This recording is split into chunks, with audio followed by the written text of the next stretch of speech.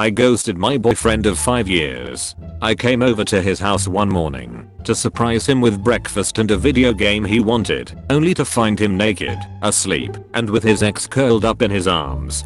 He didn't hear me come in, so I closed his bedroom door and left his breakfast and game on the kitchen counter along with my key to his house. I went to my car, deactivated my Facebook, and blocked him on all other forms of social media. I then called my phone provider to change my number before driving off. I texted family members and close friends that we were no longer together and to block him on social media as well. I didn't tell them why. I was in a position to end the lease at my apartment early, and I started a new job in a different city later that week. I completely removed myself from him and didn't offer a shred of explanation or opportunity for dialogue. I disappeared from his life after his betrayal, and I think it'll not only help me to focus on myself without his presence, but I think completely shutting myself off from him will hurt worse than anything when he thinks on how good he had it with me these last 5 years. I'm putting my extremely profoundly disabled 7-year-old into a residential facility so I can forget he exists. I'm not sorry. Custom, I can't tell anyone this, even my therapist. Lambaste me if you wanna, and maybe I even deserve it. I only ask what you would do if you were in my situation, not what you think people should do, what you would really do. I'm a single mom of 2 boys 12 and 7. My husband passed away 3 years ago in a work accident. A very large portion of me believe it was a suicide. I can't see him ever making the mistake he made that caused his death, and he had taken an action just before that which ensured his co-workers weren't in the room. I fully believe he killed himself because of our younger son, and no one will ever change my mind. We were told when I was pregnant that he would have Down syndrome. We could handle that, even if it was severe. It turned out he has a chromosome deletion. His disorder is kind of rare, so I won't post which specific one, but suffice to say he'll never be anything more than he is now, or has ever been. And what he is nothing. He doesn't appear to have any awareness and never has. His eyes are locked in one position. He doesn't respond to noise, touch, or pain. He is total care. He is capable of nothing. He is tube, fed and on oxygen. He is in diapers, and will be forever. He makes no sounds, no attempts to communicate. He never even really cried as a baby. He has never made an attempt to interact with anyone or his environment. I'm not upset because I got a special needs / imperfect child. I feel the way I feel because this thing takes up 200% of my time and does nothing. I didn't get an imperfect child. I didn't get a child. I don't love him. He doesn't have any personality. There is nothing to love. And yet I'm responsible for him. In addition to his extreme delays, he's also medically fragile. Respiratory crisis, fecal impactions, his autonomic nervous system doesn't function properly, issues with his G-tube, infections, pressure sores no matter what we put him on, or how we position him. Our older son has suffered because his non-existent brother has colored everything in his life. He's had medical care get delayed because there's only one of me, and Hoss brother is more critical. We do have a visiting home nurse, but only 20 HRS/week, and we aren't eligible for more. I was starting law school. I gave up my dreams and my plan for my children for this potato. My older son can't do a lot of things he wants to do because of the younger's need for care and appointments. The final straw was I heard a sound. I went into younger son's room to check, thinking he had forgotten how to breathe again, and saw older son hitting him and screaming, "You're why I don't have a mother. You're why I don't have a father. You're why I can't have friends over. You're why I can't be in sports. I didn't ask for you, and I hope you die." Instead of being horrified, I watched, and younger son just did not react. No signs of pain or fear or upset. No reaction at all. He breathes but he is not alive. He doesn't know who I am. He doesn't know who older son is. He has no sense of self, life experience, or awareness of his surroundings. He doesn't need to be in my home. He doesn't know or care where he is. He is genetically my son, but he is not family. My previously abused, brain damaged cat who can't walk straight has more personality and is far more lovable than my child. In fact, I was looking forward to raising a Downs baby, even one with severe impairments, for that reason. With disability can come gifts. This boy's not a gift. He is a genetic mistake I probably should have miscarried and would have definitely terminated if I'd known he would be like this. And the flip side is, if he has awareness, he's miserable. And there is nothing I can do. If he has likes and dislikes, no one knows what they are. If he is in pain, he can't tell anyone. If he wants anything, he can't communicate. He's had every imaginable therapy. Nothing has made a difference. And so he's leaving a home on the 29th. I feel excited and relieved, and then guilty, because I know we'll be happier with him gone. He's already taken my husband and my son's father. He was working so much odd to pay for the cucumber's care. For the experimental therapy's insurance wouldn't cover. Because this one was going to be the breakthrough. He was tired and defeated and disappointed. He sought counseling as well, but I don't think he could ever say the words "I don't want my son in my home" either. He's ruined my older son. I was so wrapped up on the younger I never realized how ignored and damaged he was. He lost his father too. I didn't just lose my husband. He is my priority now, and this malignant lump can be someone else's problem. At least they'll be paid a wage to care for him. At least they'll get a break from him when they punch out. I just want to never think of him again, and I'm not sorry. And for that, I'm sorry. I accidentally killed my brother. Throwaway because a lot of people know that this happened to me. I'm going to leave out a lot of detail too, just so it can't be easily traced back to me. I'm just living with so much guilt. I need to get this out because it's hard to talk about with people that I know. When I was 10, I had a little brother who was 2 1/2. We spent a lot of time with our neighbors because our moms were friends and they had 4 kids around the ages of my siblings. One day, we were exploring in the wooded area behind our houses, and I found a huge rock. It looked like it had smaller shiny rocks in it. It wound up being a piece of cement with metal shards in it, and I thought it was pretty and wanted to take it home. Once we got back to our house though, our mom told us all to pack into the neighbor's car as we were going to Chuck E. Cheese. The rock was heavy, so I brought it with us, rather than lugging it home. My neighbors had one of those huge vans that sat like 15 people and had shelves above the seats, so I put the rock in one of the cells and struggled to do so as it was so heavy. Long story short, my baby brother sat below that shelf. At some point, when the van stopped, the rock fell out of the shelf and crushed his little head. It wasn't super gory, but it was bad enough to have killed him right away, right in front of my mom, me, my brother, sister, and our friends and their mom. At an intersection during a red light. I just remember my mom screaming, "Where did that come from?" and "Oh God, my baby," over and over again. It came out as a whisper at first, but eventually I was about to choke out an audible "me," and I'll never forget the look on my mom's face. It was a mixture of pure grief, knowing my brother was dead, anger, because I had done something so dumb that it resulted in the death of her youngest child, and compassion, because I know she wanted to hug me and tell me it wasn't my fault, but she couldn't at that time. She's regretted it for years and has apologized to me over and over, but all she said at that moment was, "You killed your brother." I'm 26 now, and it's been 16 years since my brother died, and I'm still in therapy. My family has assured me every day since that it wasn't my fault and nobody blames me, and that's a sweet sentiment, but it was still my fault. It was an accident, but I still directly caused it. That sweet little baby is dead because of me, and I can't escape it. Watching my parents grieve like that was unbearable, and they still feel so much pain.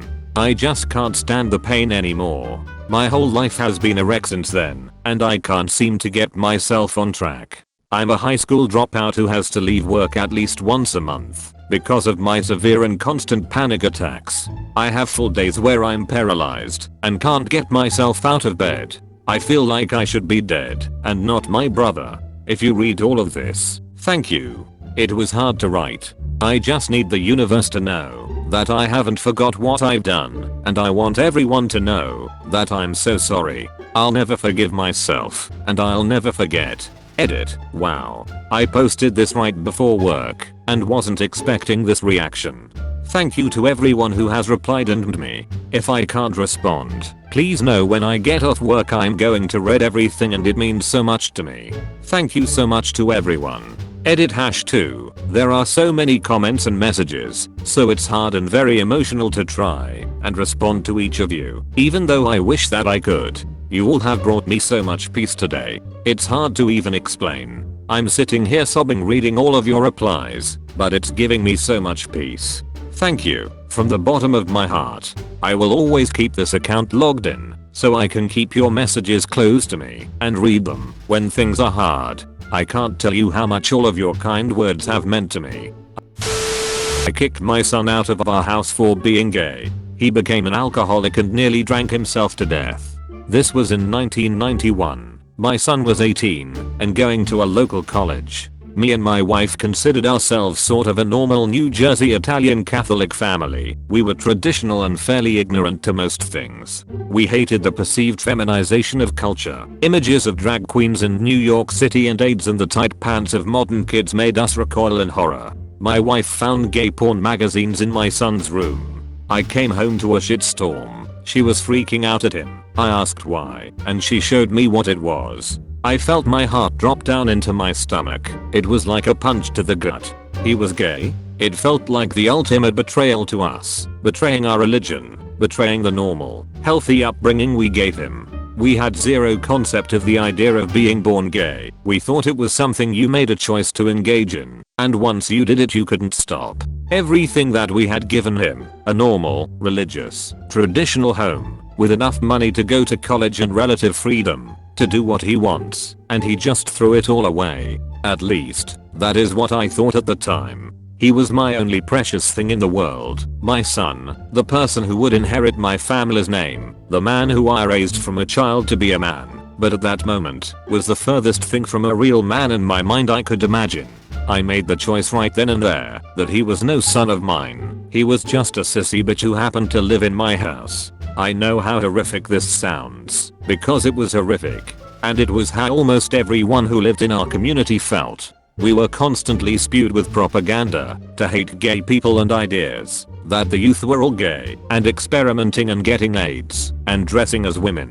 The hair metal, men wearing makeup, David Bowie, the drag queens in New York across the Hudson, Freddie Mercury, the ridiculous clothing of the era. It all gave the worldview that the world was turning into some gay, womanly wonderland. Anyways, I barely even spoke to him. My wife was the one who did all the yelling.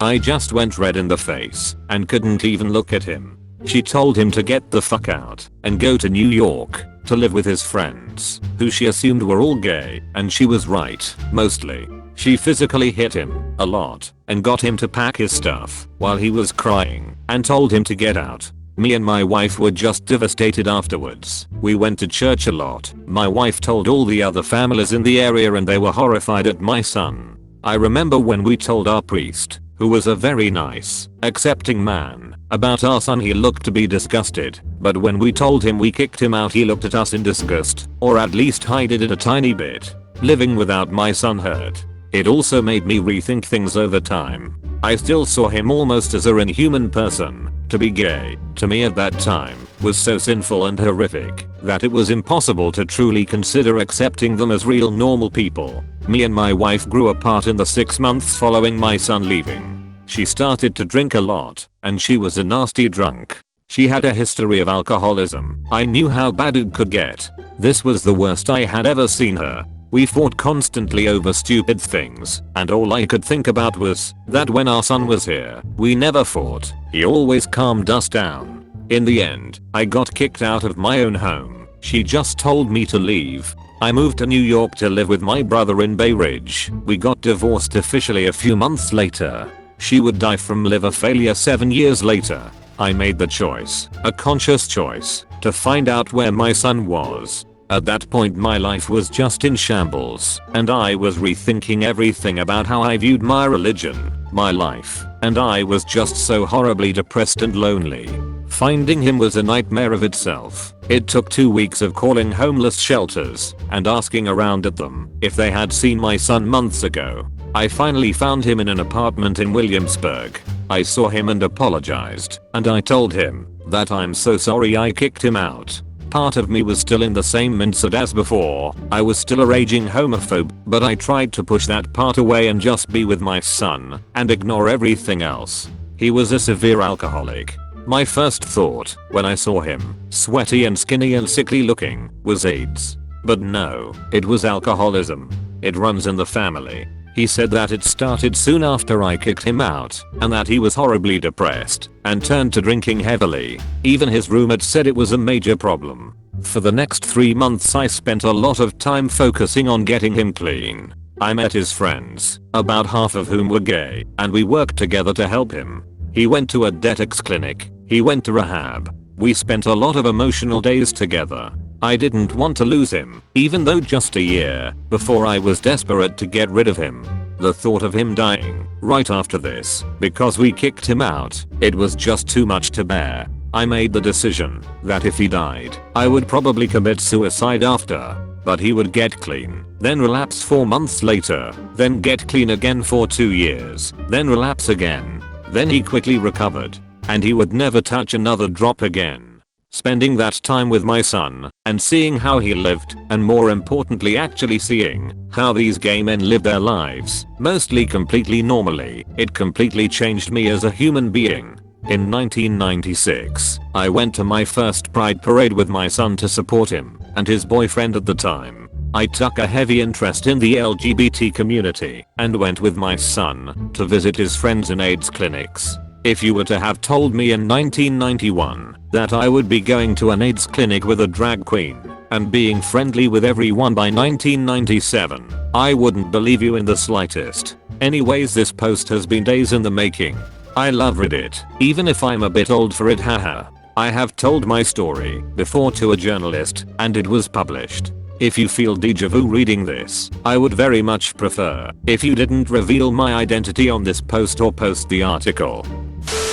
I punched a girl in the face for kicking me in the balls. I was 16, at school, hanging out with my friends, and a couple of people that were not so much my friends. A couple of girls had a habit of kicking guys in the balls over bullshit, smallest disagreements, mutual insult throwing, or even for fun. I had warned them before that I would someday do something they ain't gonna like if they kept it up. Of course they had to put that to the test. Gotta see just how much you can abuse people before you give it up. So we were standing in a circle. Apparently I said something she disagreed with. Wasn't even an insult or anything.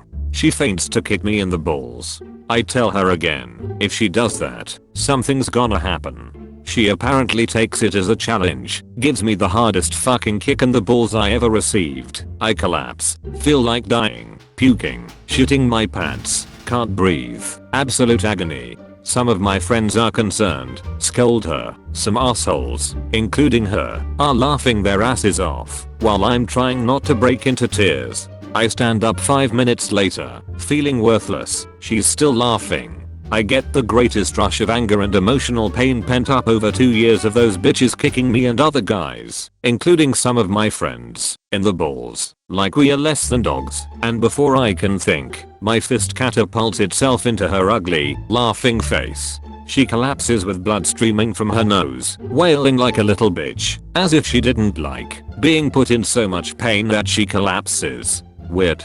Her like-minded friends look like they've seen a ghost, start screaming insults at me in sheer disbelief, and even though I was suspended for 2 weeks and she got no punishment whatsoever, this was the most satisfying, liberating thing I've ever done, and I regret nothing. Got a reputation as a woman beater among some classmates, as if I randomly attacked gentle harmless girls who actually deserve being protected for the fun of it, but my friends stayed by my side and no more balls were kicked after that. Would do again. Don't give a fuck that she doesn't have balls.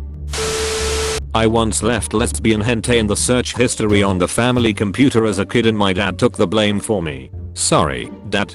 I came home stinking of weed once in high school. My mom demanded answers. The best my high brain could do was say that I ate a hot dog. It must be the mustard. She asked to smell my breath, so I let her have it.